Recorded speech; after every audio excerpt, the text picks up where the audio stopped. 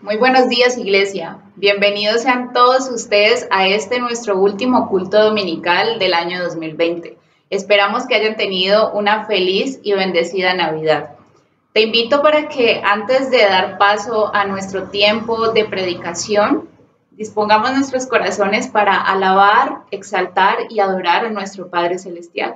Te invito para que ahí donde estás, cierres tus ojos e inclines tu rostro y me acompañes en oración. Papito Dios, en esta mañana te damos gracias, Señor, por el privilegio, Señor, que tenemos cada uno de nosotros de acercarnos delante del trono de tu gloria, Señor, a orarte a ti, Señor. Y esto solamente, Señor, es a causa, Señor, de tu obra redentora, Cristo Jesús, de esa obra redentora en la cual cada uno de nosotros ha creído.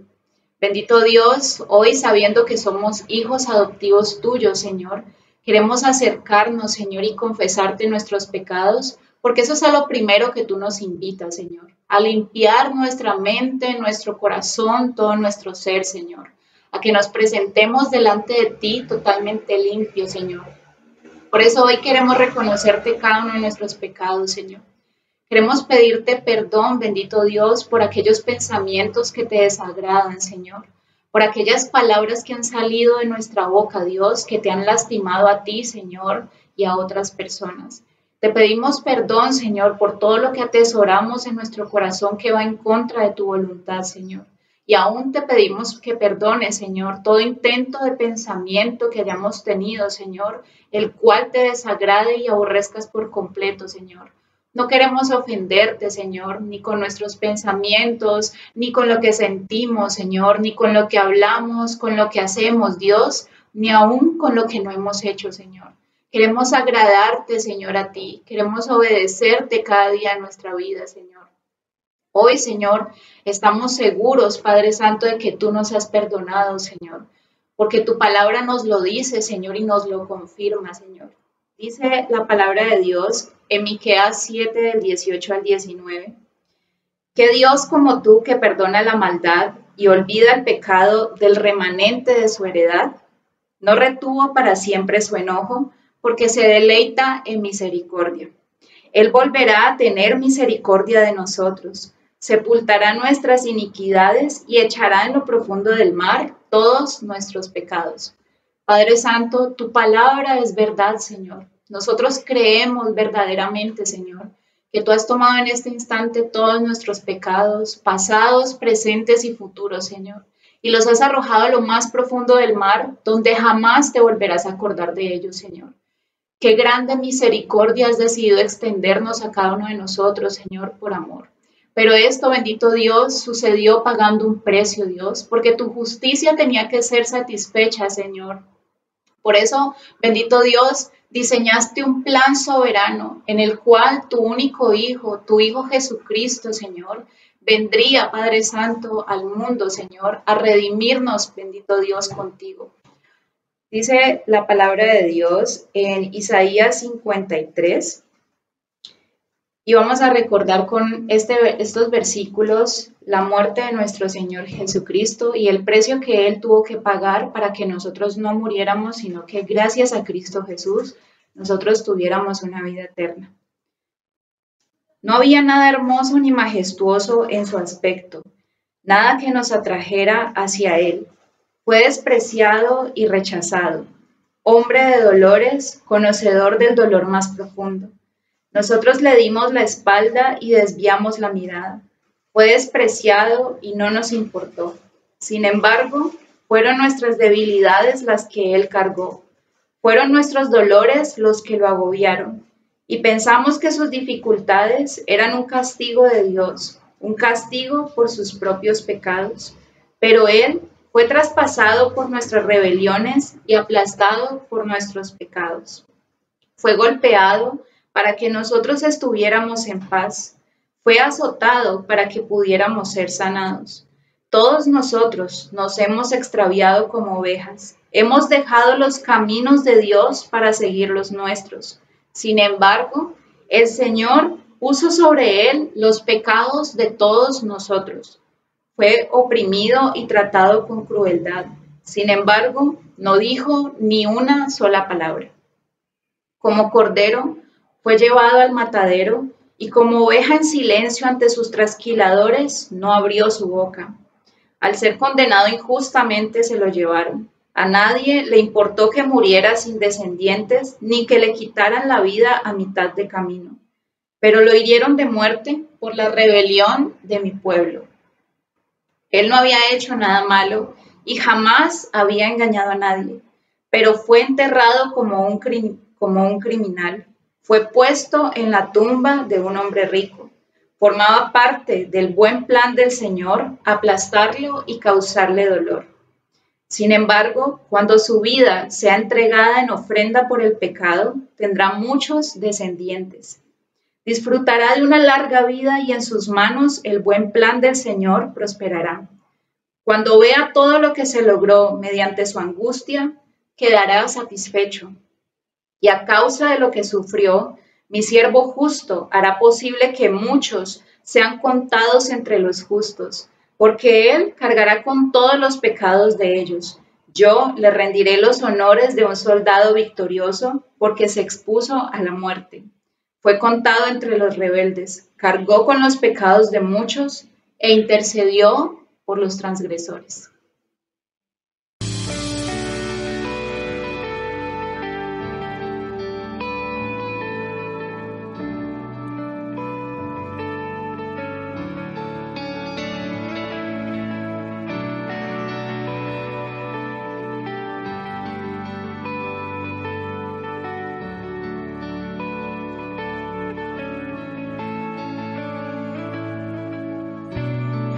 La sangre de Jesús me redimió, me perdonó y libertad me dio. Tu majestad está dentro de mí. Por siempre creo en ti, por siempre creo en ti.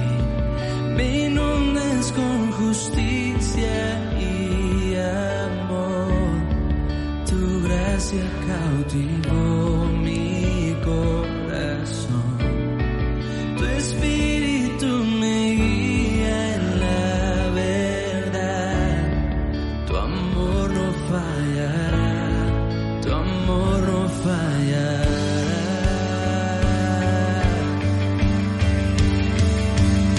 Por amor Dios dio a su Hijo único, Jesús por mí murió, me dio esperanza y salvación en mi lugar.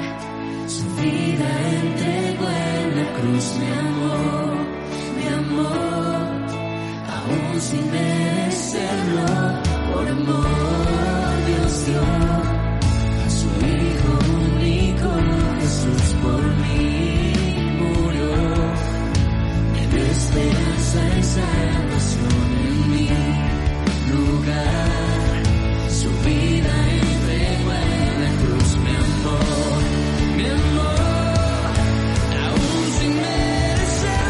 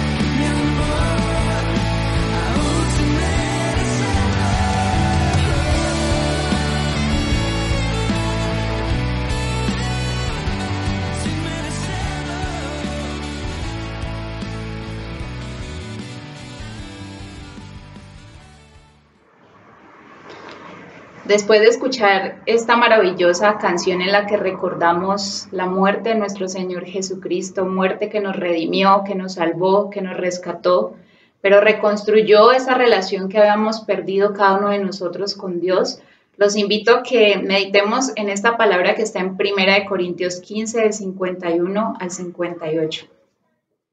He aquí os digo un misterio. No todos dormiremos, pero todos seremos transformados.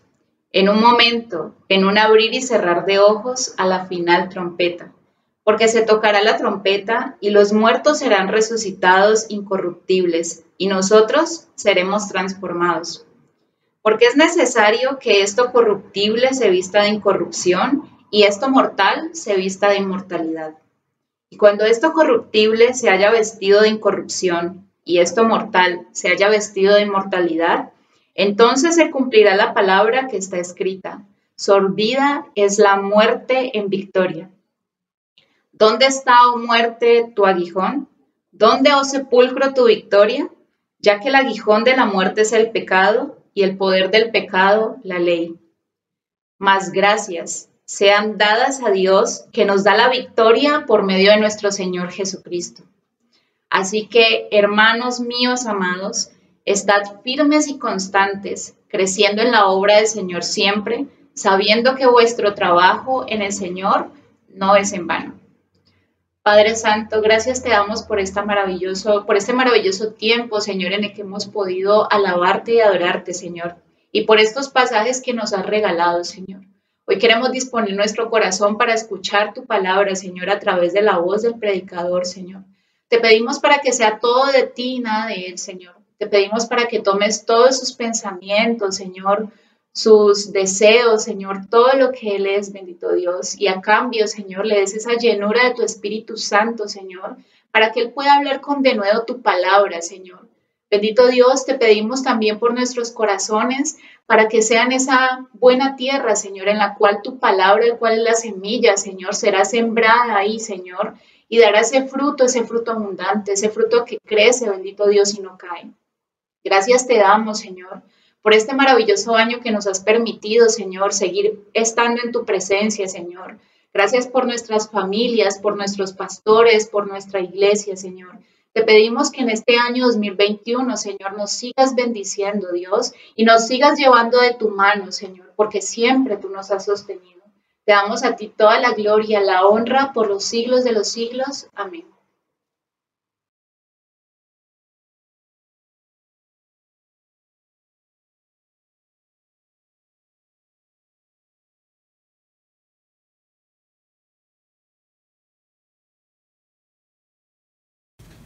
Muy buenos días, iglesia. Es para mí un privilegio estar hoy llevándoles esta palabra y la predicación de hoy, tal vez la última predicación de este año. La predicación se titula El propósito más importante para el 2021, para el año 2021. Vamos a orar por esta predicación para que el Espíritu Santo disponga nuestros corazones para escuchar esta palabra y para que esta palabra sea puesta por obra. Padre, Señor, en el nombre de Jesús te damos gracias. Colocamos esta tu palabra, Señor, pidiéndote que dispongas nuestro corazón, Señor, que abras nuestros oídos espirituales, bendito Dios, y nuestro entendimiento para recibir el mensaje que tú quieres darnos, Señor. Estamos necesitados de ti, Señor, urgidos de tu palabra, que tu palabra, Señor, transforme cada vez más nuestro corazón, que cambie nuestra manera de pensar y que hagamos, Señor, tu voluntad, bendito Dios, que dispongamos hoy este mensaje, Señor, en nuestra vida para ponerlo por obra y que nuestra vida y la vida de nuestra familia sea transformada poderosamente por tu Santo Espíritu, por tu palabra viva y eficaz. Te damos gracias en el nombre de Jesús. Amén. La palabra de Dios dice en Romanos 3, 21-22, pero ahora, aparte de la ley, se ha manifestado la justicia de Dios, testificada por la ley y por los profetas. La justicia de Dios por medio de la fe en Jesucristo, para todos los que creen en Él, porque no hay diferencia. Esta es palabra de Dios. Nunca antes habíamos recibido una señal tan grande, tan clara, de el inicio del final de los tiempos que habla el Señor Jesucristo en Mateo 24. Con todo lo que ha pasado del COVID, hemos recibido un anuncio muy grande y muchos piensan que tal vez este anuncio es un inicio del castigo para la humanidad, pero más que eso, más de recibir las consecuencias por la desobediencia del mundo, vemos que es una señal muy clara para la iglesia del Señor Jesucristo, para todos los creyentes, para todos los que estamos hoy escuchando esta predicación, porque estamos llamados a despertarnos y muchas veces estas cosas son un mensaje grande, claro, una campana, una trompeta, para que nosotros, su iglesia, despertemos y para que anunciemos el verdadero evangelio. Eso es lo que implica el despertar de la iglesia, el anuncio del verdadero evangelio, no porque haya otro evangelio, sino porque en estos tiempos se ha tergiversado, se ha torcido el mensaje del evangelio que está en la palabra de Dios. Y muchas personas anuncian un evangelio diferente o anuncian una mezcla de diferentes doctrinas que no le dan la claridad a las personas, al ser humano, al que escucha, de distinguir cuál es el verdadero mensaje que el Señor quiere darnos, el mensaje poderoso y transformador del evangelio. Y entonces hay que colocar una verdadera base, una base sobre la cual nosotros podemos predicar ese verdadero evangelio del Señor. Y hemos estado hablando en las últimas predicaciones de la gracia y de la salvación que ha llegado por medio de la fe,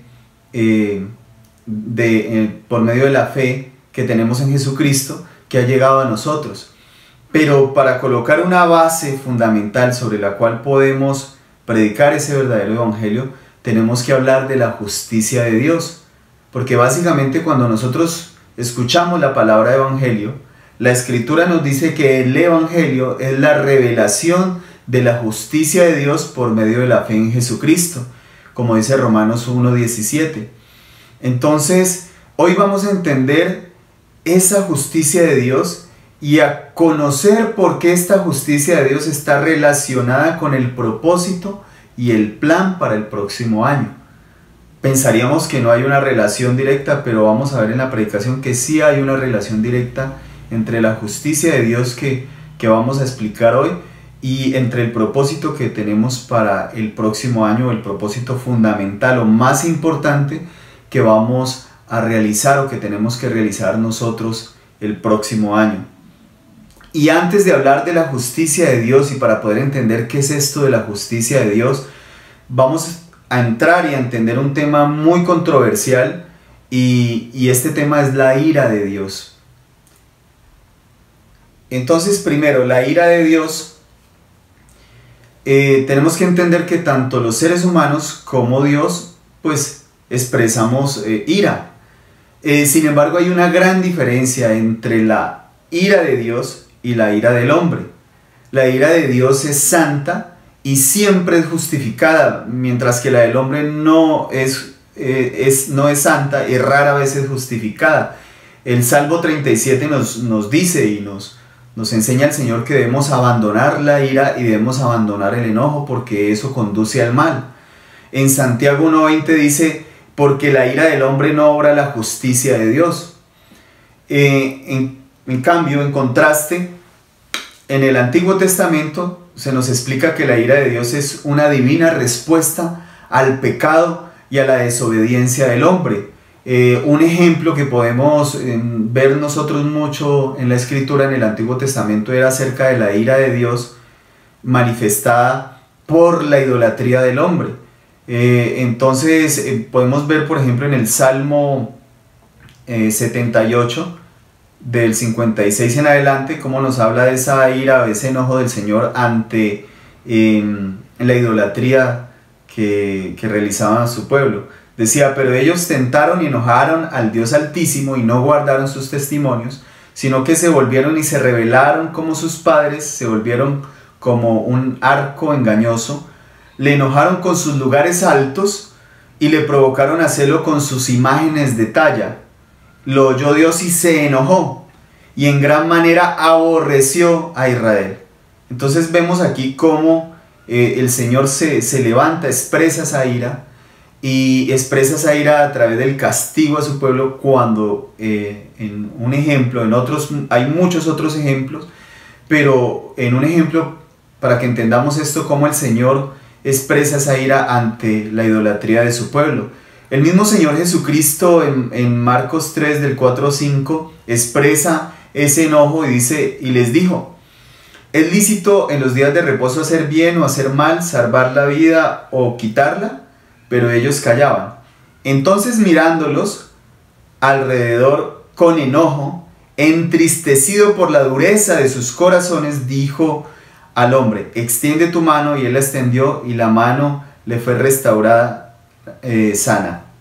Entonces, miremos cómo Dios está irado contra el pecado y contra el pecador, y ejecutará su justicia, su justo juicio. Dios también, vemos aquí en la expresión del Señor Jesucristo, le enoja el corazón duro que no quiere entenderlo ni aceptarlo. Y vemos en el libro de Romanos 1:32 cómo dice, después de listar los pecados, la fornicación, la perversidad, la avaricia, la maldad, la envidia y muchas otras cosas, dice: quienes, habiendo entendido el juicio de Dios, que los que practican tales cosas son dignos de muerte, no solo las hacen, sino que también se complacen con los que las practican. Y también nos dice más adelante en Romanos 2, del 5 al 11, nos dice: pero por tu dureza y por tu corazón no arrepentido, atesoras para ti mismo ira para el día de la ira y de la revelación del justo juicio de Dios, el cual pagará a cada uno conforme a sus obras. Vida eterna a los que, perseverando en bien hacer, buscan gloria y honra e inmortalidad, pero ira y enojo a los que son contenciosos y no obedecen a la verdad, sino que obedecen a la injusticia. Entonces vemos aquí, digamos en la palabra, cómo si hay un justo juicio de Dios ante la iniquidad, ante el pecado, y hay una ira expresada por Dios, y una ira que va a tener su justo juicio y su pago conforme a eso que se ha hecho. Entonces hay una gran pregunta teológica, y una gran pregunta que siempre hacemos, o se nos hace, o muchas veces el mundo nos hace, porque ellos también han escuchado acerca de un Dios amoroso y un Dios misericordioso. Y esta gran pregunta es: ¿cómo puede un Dios amoroso y misericordioso ser un Dios justo a la vez, que pague a cada quien lo que se merece de acuerdo a sus obras? Entonces la palabra, podemos entender y ver esta gran pregunta, pero también esta aparente contradicción en Éxodo 34, del 6 al 7.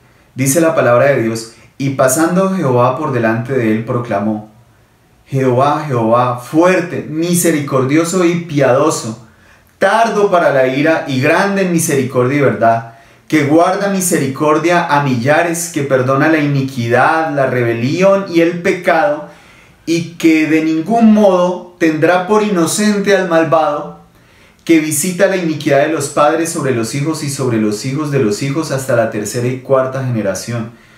Entonces vemos aquí que Moisés está expresando la verdad de un Dios grande, misericordioso, que perdona, pero también está diciendo que de ningún modo tendrá por inocente al malvado. Dios es justo y no puede dejar de serlo en circunstancia alguna, pues la justicia es parte de su ser, y ese concepto fundamental de justicia está manifestada en la ley, en los 10 mandamientos. Por eso, como dice Proverbios 17:15, absolver al culpable y condenar al inocente son dos actos que el Señor detesta. Entonces, reflexionemos: ¿cómo puede Dios absolver al culpable sin dejar de ser un juez justo, que debe y que en su naturaleza está la justicia de condenar al pecado, de condenar al pecador y de establecer una justicia que paga a cada quien conforme a sus obras. Y en este, digamos, veamos un ejemplo para tratar de exponer esto, para tratar de ilustrar este concepto que puede ser un poco complejo de entender. Nosotros en nuestra justicia humana, supongamos que hay una persona que ha sido llevada a un juez y va a ser condenada por algún aspecto, tal vez por matar a alguien, por asesinato o por narcotráfico, por algo. Pero esta persona que va a ser condenada tiene dinero, tiene poder de alguna forma y amenaza a la familia del juez para que este juez falle a su favor y lo deje libre. Y entonces él va al lugar y va tranquilo, ¿no? Va tranquilo porque ya sus secuaces han amenazado a la familia del juez y el juez con temor busca algunos vacíos en la ley o busca algunos temas y de alguna forma falla sabiendo que esta persona es un peligro para la sociedad o que esta persona realmente es culpable y hay evidencias de eso. El juez, sin embargo, falla a favor de ese delincuente. ¿Cómo estaría la familia, los afectados por este delincuente? Tal vez para entenderlo más, supongamos que esa persona asesinó a un hijo, a un hermano. ¿Cómo nos sentiríamos nosotros al ver que el juez libera a esta persona? Entonces diríamos que ese juez es un juez injusto porque no está obrando en justicia de acuerdo a la evidencia, las pruebas y al daño que nos ha realizado. Entonces diríamos que es injusto y clamaríamos justicia. Pero ¿qué tal si este que es culpable en el momento que vaya todo relajado, todo tranquilo, sonriente, porque ha comprado al juez, pero de alguna manera el juez ha sido a última hora cambiado y ha sido colocado un juez justo, que falla en derecho, que respeta las normas, pero que también está viendo el daño, el dolo, todas las evidencias que hay para condenar a esta persona y pues ya esta persona apenas mira que ya es otro juez, se va a poner a sudar, se va a poner nervioso, va en ese momento a saber que lo van a condenar justamente por lo que él hizo, y ahí va a cambiar su semblante y va a quedar totalmente triste. Ahora, muchos dirán a este ejemplo, pero es que muchos de nosotros no hemos matado a nadie, no somos, no estamos en la delincuencia. Pero el Señor Jesús en el Evangelio nos habla que incluso si nosotros decimos necio a nuestro hermano, somos culpables ante el concilio, ante un juez, y cualquiera que diga fatuo, o sea, bobo, tonto, quedará expuesto al infierno del fuego. Y cualquiera que mire a una mujer para codiciarla ya adulteró con ella en su corazón. Y de alguna manera, si seguimos analizando y si seguimos mirando el pecado que hay en nosotros, miraríamos que ni siquiera nosotros somos libres ante un juez. Si nosotros fuésemos ante el juez justo en este momento, ante la presencia de Dios, quedaríamos nosotros inocentes. Nuestro pensamiento, nuestras maldades, la mentira, cómo estamos nosotros realmente en nuestro corazón. Podemos colocar en este momento una película de nuestros pensamientos y dejarla pública ante los demás. ¿Cómo quedaríamos nosotros expuestos ante Dios y ante su verdad, ante su justicia? ¿Seríamos nosotros declarados inocentes? La palabra de Dios nos dice que no hay justo ni siquiera uno. No hay quien entienda ni hay quien busque a Dios. Pero también sabemos, de acuerdo a la Escritura, y ahí viene la gran aparentemente contradicción que miraremos, que dice la palabra en Isaías 57:16, porque no contenderé para siempre, ni para siempre me enojaré, pues decaería ante mí el espíritu y las almas que yo he creado. ¿Quién puede salir libre ante el juez justo? ¿Cómo puede Dios aplacar entonces esa ira ante el pecado para que no seamos consumidos?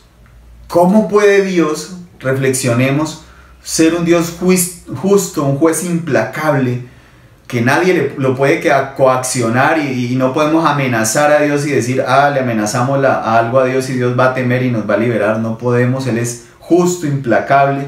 ¿Y cómo puede cumplir entonces eso de ser implacable, pero a la vez ser misericordioso y perdonar el pecado? En el Salmo 35 nos dice, porque su ira es solo por un momento, pero su favor es por toda una vida. El llanto puede durar toda la noche, pero a la mañana vendrá el grito de alegría. ¿Cómo podemos nosotros entonces experimentar a este Dios justo, un juez implacable que castiga el delito, pero a la vez podemos experimentar ese Dios amoroso y misericordioso? Y la respuesta de todos estos interrogantes, de cómo Dios puede mantener su amor y su justicia en total equilibrio, es la persona del Señor Jesucristo, la persona de Jesucristo. Esa es la respuesta a esa aparente contradicción. Y para entender por qué es el Señor Jesucristo la respuesta a esta pregunta, debemos entender en profundidad y reflexionar en lo siguiente. En Hechos 7, del 55 al 60, dice la palabra de Dios: pero Esteban, lleno del Espíritu Santo, puesto los ojos en el cielo, vio la gloria de Dios y a Jesús que estaba a la diestra de Dios, y dijo: he aquí veo los cielos abiertos y al Hijo del Hombre que está a la diestra de Dios. Entonces ellos, dando grandes voces, se taparon los oídos y arremetieron a una contra él, y echándole fuera de la ciudad le apedrearon. Y los testigos pusieron sus ropas a los pies de un joven que se llamaba Saulo. Y apedreaban a Esteban mientras él invocaba y decía: Señor Jesús, recibe mi espíritu. Y puesto de rodillas clamó a gran voz: Señor, no les tomes en cuenta este pecado. Y habiendo dicho esto, durmió. Observemos aquí la actitud y la reacción de Esteban cuando estaba siendo apedreado.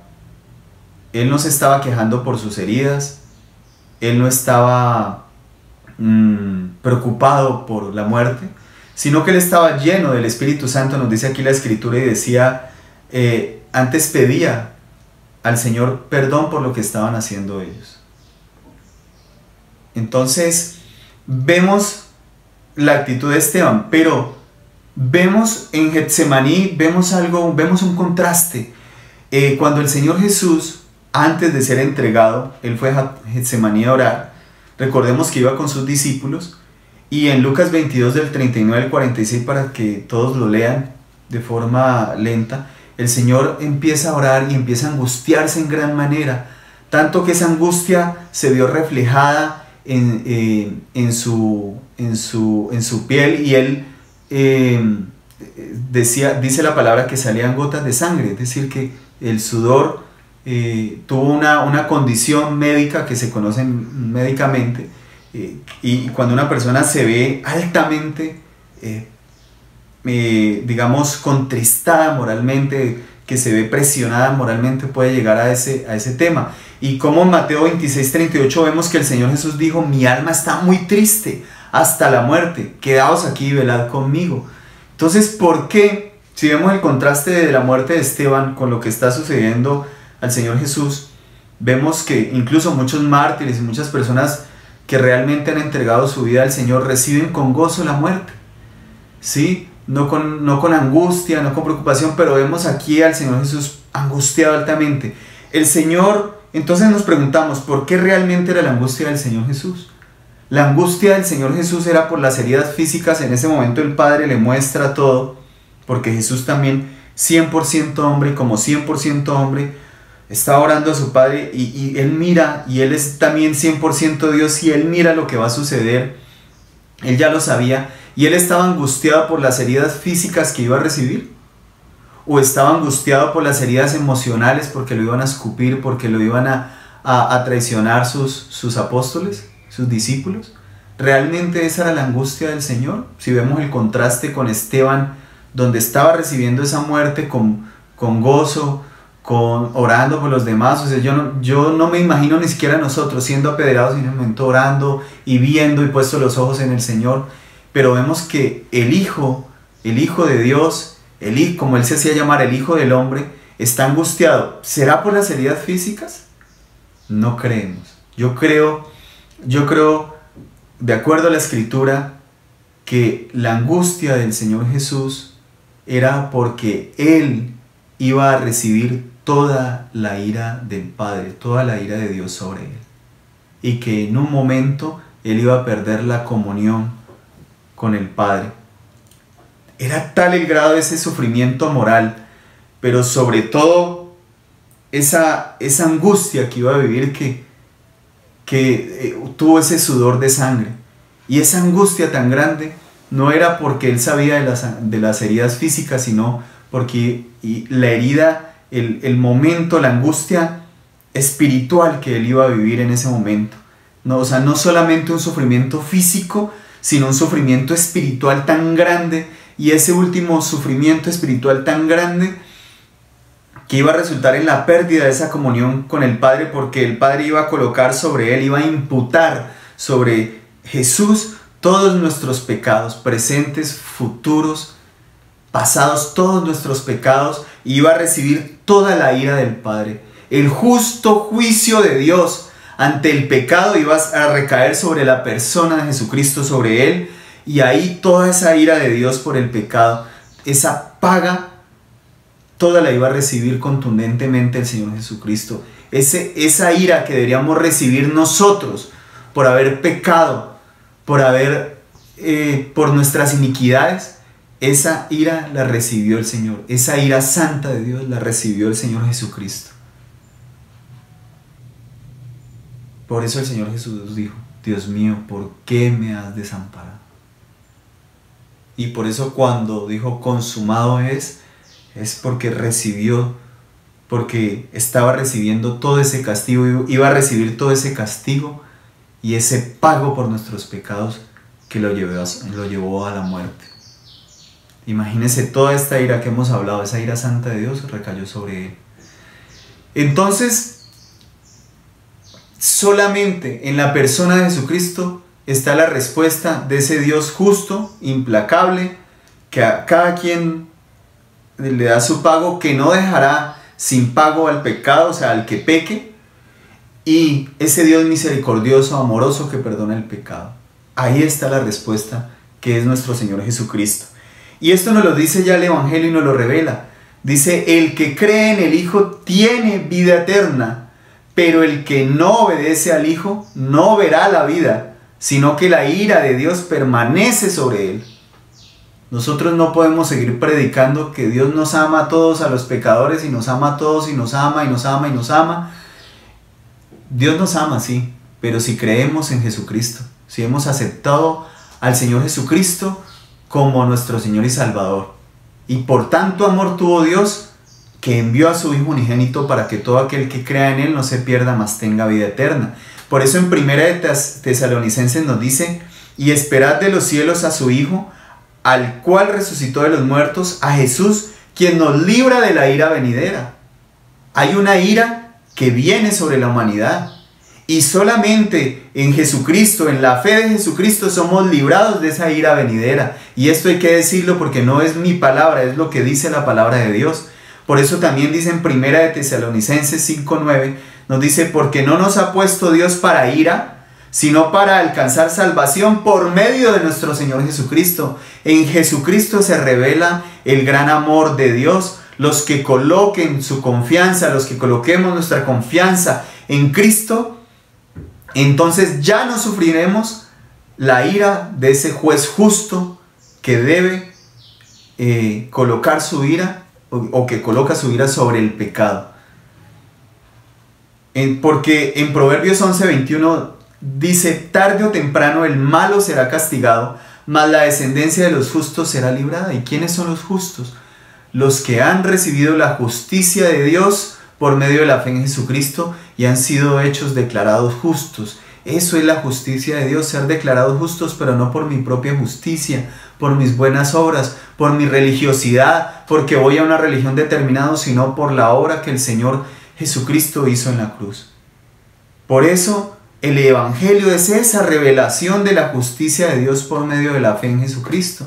Por eso Romanos 3:21, como iniciamos, nos dice: pero ahora, aparte de la ley, se ha manifestado la justicia de Dios, testificada por la ley y por los profetas.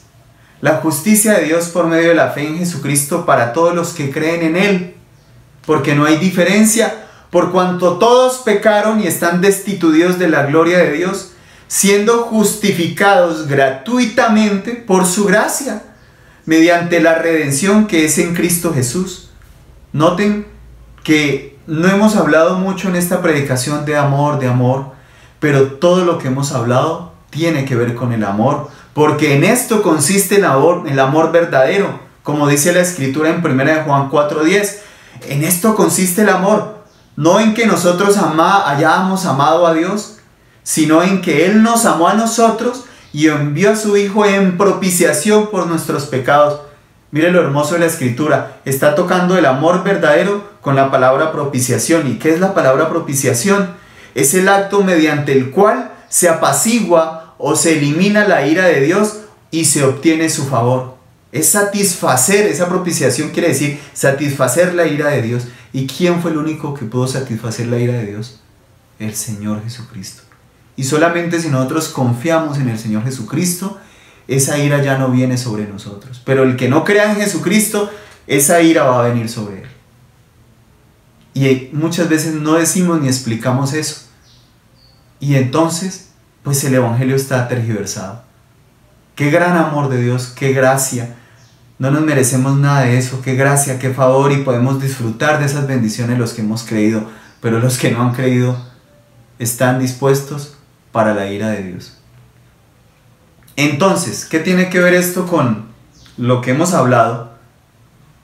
Lo que comenzamos, ¿qué tiene que ver todo este tema de la ira, de la justicia de Dios, con el propósito para el próximo año? Pues primero que todo tiene que ver porque estamos sentando, o debemos sentar en nuestra predicación, la justicia de Dios. Para hablar del amor de Dios, debemos hablar juntamente con el amor de Dios, la justicia y quién es verdaderamente Dios. Dios es un Dios de justicia, Dios es un Dios justo, pero que esa justicia ha sido revelada por medio de la fe en Jesucristo. Eso es lo que nos revela el verdadero Evangelio. Ahora, entonces quienes prediquemos debemos tener ese sustento teológico para predicar el verdadero Evangelio. Para que prediquemos y los que crean sean salvos de la ira de Dios. Y segundo, ¿por qué está relacionado con el propósito para el 2021? Porque estamos llamados a predicar el Evangelio con diligencia, con denuedo, con verdadero conocimiento. Claro que tenemos que predicar doctrina. Claro que tenemos que dar a entender de una forma obviamente entendible, fácil para las demás personas, pero verdadero, todos estos temas como la propiciación, la justicia de Dios, la gracia de Dios, el amor de Dios. Entonces necesitamos para el próximo año predicar con denuedo, con nuestros recursos, talentos, con disciplina, con los dones que nos ha dado el Señor y con toda bendición, porque el Señor ya viene pronto. Y este pronto no es demasiado lejos, es pronto, ahora más que nunca. Sabemos que el Señor Jesús regresa pronto y tenemos que tener una base teológica importantísima, como es esto de la justicia de Dios, para predicar el Evangelio verdadero de Dios, porque el Evangelio, como decíamos, o como dice la palabra de Dios en Romanos 1:17, es la revelación de la justicia de Dios por medio de la fe en Jesucristo. Entonces tenemos que dar a entender este concepto tan importante. Entonces, el tema es que la iglesia debe sentar una base espiritual y reconstruir las bases espirituales, como dice la palabra en Ageo. Dice: sembráis mucho y recogéis poco, coméis y no os saciáis, bebéis y no quedéis satisfechos, os vestís y no os calentáis, y el que trabaja jornal recibe su jornal en saco roto. Así ha dicho Jehová de los ejércitos: meditad sobre vuestros caminos, subid al monte y traed madera y reedificad la casa, y pondré en ella mi voluntad y seré glorificado, así ha dicho el Señor, así ha dicho Jehová. Ageo 1, del 6 al 8. El Señor nos está llamando a reedificar una casa espiritual. Cuando nos llama a traer madera y reedificar la casa, a colocar las bases espirituales sobre las cuales podemos predicar el Evangelio desde este momento en adelante, y como propósito para el próximo año, el verdadero Evangelio de Dios. El Evangelio que tiene unas bases doctrinales fuertes, que no está quitando una cosa, que no está predicando solamente el Señor nos ama, nos bendice, nos ama, pero no estamos contando todo el contexto que está desde el Génesis hasta el Apocalipsis, para revelar todo este amor, esta justicia, esta gracia de Dios. Entonces estamos llamados a reconstruir esta casa espiritual, ahora más que nunca, que estamos viéndonos, que no estamos pudiendo asistir a nuestros lugares físicos, pero no importa, estamos ahora conectados por estos medios, tenemos que edificar y estar más unidos y más en comunión que nunca, y sentar estas bases espirituales de la justicia de Dios para empezar a construir toda la casa espiritual y empezar a predicar el Evangelio verdadero. El próximo año, que nuestro propósito sea predicar el Evangelio. Que lo que ganemos, que lo que sembremos, que todo lo que hagamos, meditemos sobre nuestros caminos, que todo esto que hagamos, nuestro trabajo y todo lo que estamos nosotros muchas veces luchando, sea en pro, direccionado a predicar el Evangelio verdadero, el Evangelio de Dios, para salvación, para que se predique este Evangelio, y entonces, como dice la palabra de Dios, vendrá el fin. Pero para que llevemos este Evangelio de salvación urgente a las demás personas, porque está siendo tergiversado, está siendo cambiado, y necesitamos entonces colocar estas bases espirituales para predicar el verdadero Evangelio. Y esto es lo importante, hermanos.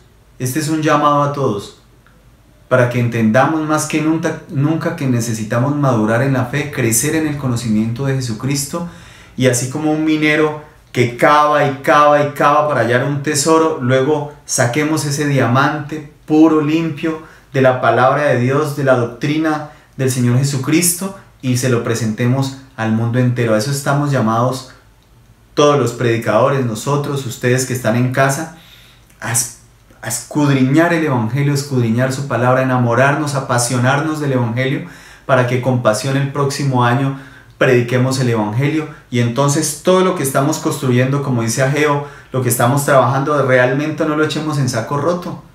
Porque si nosotros estamos trabajando solo para satisfacer nuestras necesidades básicas y para tener carro, casa o el estudio normal, y no estamos direccionando eso para que el mundo conozca la gracia de Dios a través de nosotros y el verdadero Evangelio de Dios a través de nosotros, primero en nuestra vida y luego a través del testimonio que damos, entonces no estamos haciendo nada.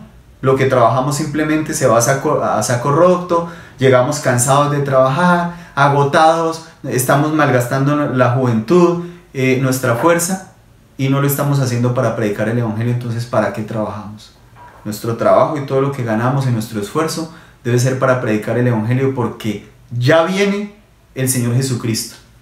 Y no podemos sacar excusas de que estábamos ocupados, de que es que tenía mucho trabajo, de que por eso no prediqué el Evangelio, que es que esto se me presentó. No tenemos excusas, somos inexcusables, porque mucho se nos ha dado, mucho se nos va a exigir. Señor, gracias por esta tu palabra, bendito Dios. Gracias, bendito Dios, por revelarnos la justicia, tu justicia, Señor.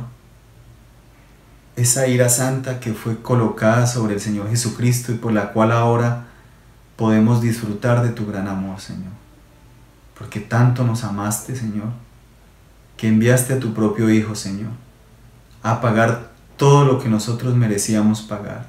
Y toda tu ira que debía ser sobre nosotros fue puesta sobre tu Hijo. Fue puesta sobre el inocente, sobre el que no tenía pecado. Y Él sufrió esa gran angustia viendo que en ese momento iba a perder esa comunión contigo y que iba a recibir toda la ira de Dios, Señor. Ninguno de nosotros hubiera podido resistir eso. Y el Señor Jesucristo nos dio eso en la cruz. Y resucitando, anunció esa fe a nosotros, ese triunfo, Señor.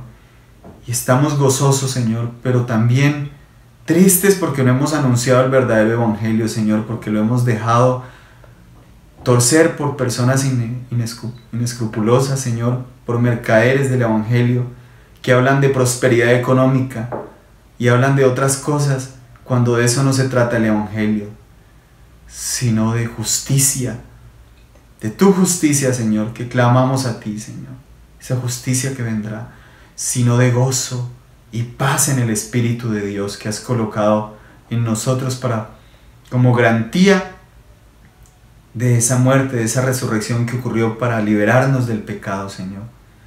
Gracias, bendito Dios.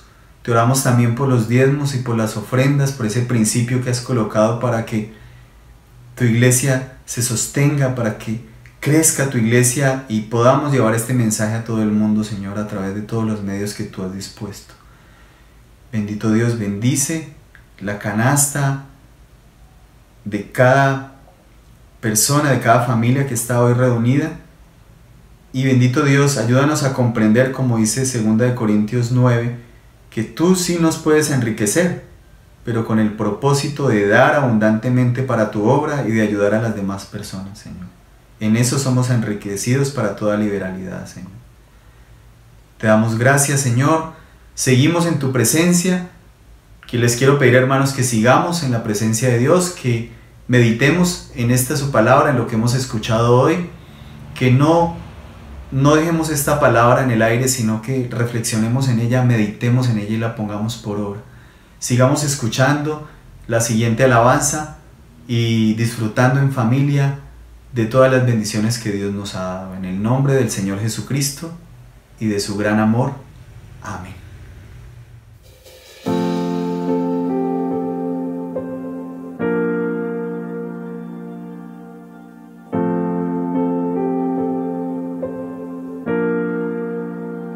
Qué gran abismo nos apartaba, cuán grande monte nos separó. En mi angustia miré al cielo, clamé a ti en mi oscuridad, y en mis tinieblas tu amor perfecto apareció y me rescató. Él ha vencido, lo hizo todo, mi esperanza está en Jesús.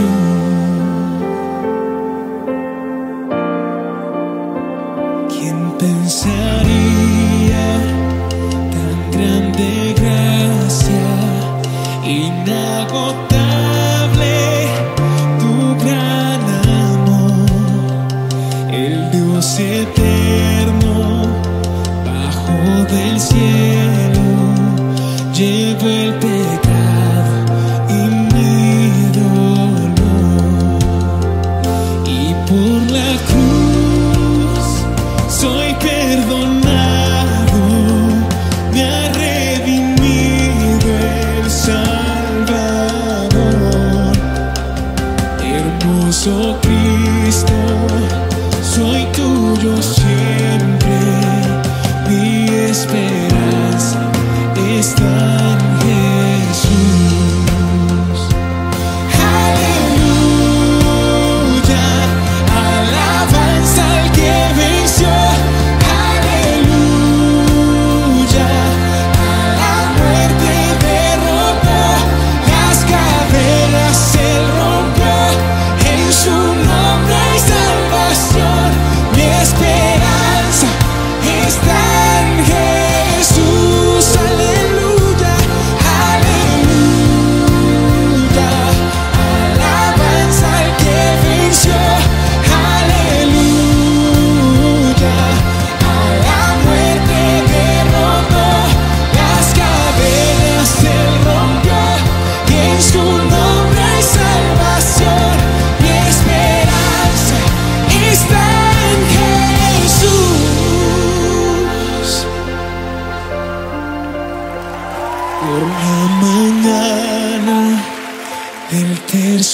día resucitó, volvió a